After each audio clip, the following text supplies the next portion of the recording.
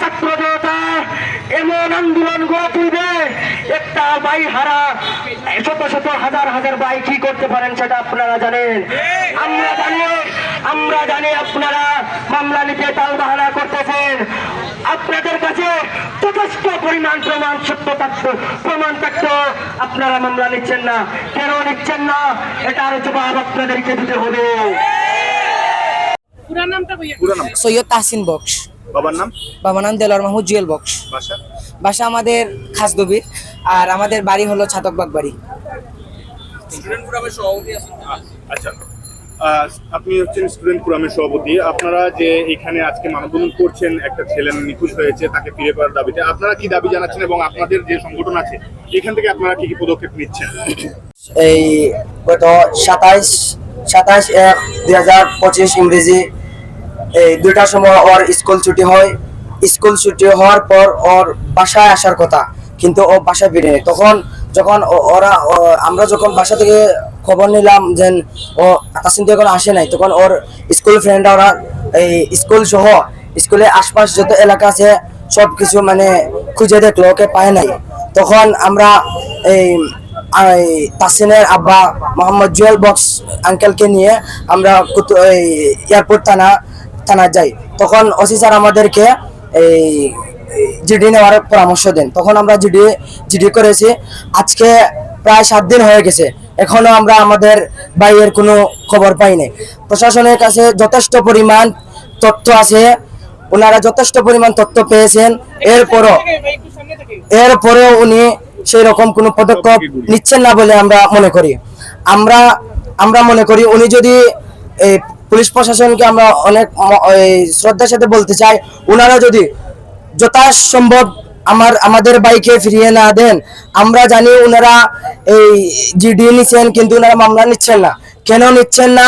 আমার ভাই আজকে 7 দিন হয়ে গেল, এখন পর্যন্ত আমরা আমার ভাইকে কোনো খবর পাই নাই। আমরা আশা করব অতি দ্রুত প্রশাসনের প্রতি আমাদের উদাত্ত আহ্বান থাকবে, অতি দ্রুত আমাদের বাইকে ফিরিয়ে দিন। সেক্রেটারি এবং সমাজকর্মী ছিলাম সোশ্যাল ডেভেলপমেন্ট অর্গানাইজেশনের সাবেক চেয়ারম্যান। মানববন্ধন যেটা হচ্ছে, এই মানববন্ধনে তাসিনকে ফিরে পাওয়ার জন্য সবাই এখানে মানববন্ধন করছে। কবে নিখোঁজ হয়েছে এটা সম্পর্কে আপনি কি জানেন?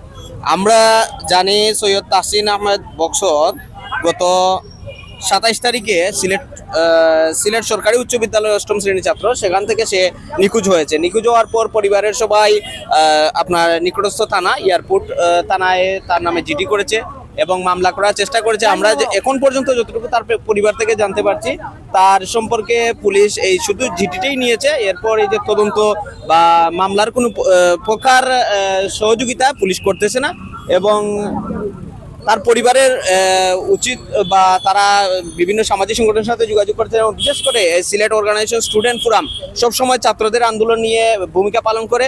সেই আন্দোলনের শরিক হিসেবে আমাদের স্টুডেন্ট ফোরাম জড়িত হয়েছে এবং স্টুডেন্ট ফোরাম জড়িত হওয়ার পর তার পরিবারের কাছ থেকে জানার পর আমরা আন্দোলনে নামেছি এবং আমরা আশাবাদী আমাদের এই আন্দোলনের পর পুলিশ প্রশাসন দ্রুতই পদক্ষেপ নেবে। যদি পদক্ষেপ না নেয়, পরবর্তীতে আমাদের কঠোর আন্দোলনের আশঙ্কা নিয়ে আমরা আছি। তাসিন যে নিখোঁজ হয়েছে, সেটার কি কোনো আলামত আপনারা পেয়েছেন বা জানেন? এরকম না, এখন পর্যন্ত কোনো সঠিক আলামত আমরা পাইনি। সেই স্কুল থেকে যাওয়ার পর আর বাড়িতে ফিরেনি। সেই হিসেবে তার সহকর্মী সবাই খোঁজ নিয়েছে, কিন্তু কেউ তার কোনো আলামত এখন পর্যন্ত পায়নি। আচ্ছা, ধন্যবাদ আপনাকে। সাথেই ছিল, আমরা ফ্রেন্ড সার্কেলে ছিলাম এখানে। তখন তাকে বলছিলাম আমাদের সাথে যেতে, কিন্তু ও যায় নাই।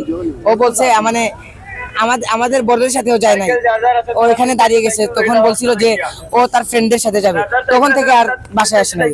পুলিশ তো অনেক তদন্ত করতেছে, কিন্তু এখনো মানে ওদের কাজ ওরা করতেছে, কিন্তু আমরা অনেকদিন 5-6 দিন হয়ে গেছে ও নিখোঁজ, কিন্তু এখনো পর্যন্ত আমরা যাদেরকে সন্দেহ করেছিলাম তাদের বিরুদ্ধে কোনো অ্যাকশন নেয় নাই ওনারা আমার মামা, তারপর আমার আব্বুর চাচা শ্বশুর, এরা এইরকম।